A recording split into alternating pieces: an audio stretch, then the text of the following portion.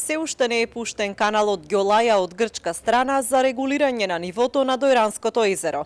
Грчките власти, кои што се надлежни за исполнување на тој дел од заедничкиот договор, чекале поволни временски услови за чистење на каналот кој ќе спречи преливање и штети по Дојранското крајбрежје. Званично проектот е почнат со реализација, меѓутоа таа активност паѓа на грчката страна. Ние чекаме реализација од нивна страна.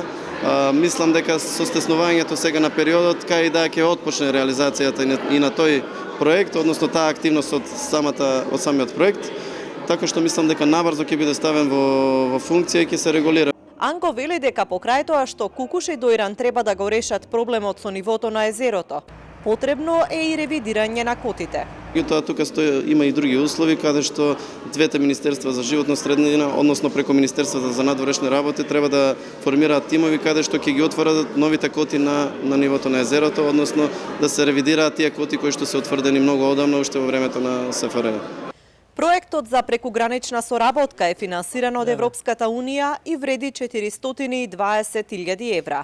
Со средствата од проектот се планира и набавка на мерни станици за контрола на квалитетот на водата во езерото.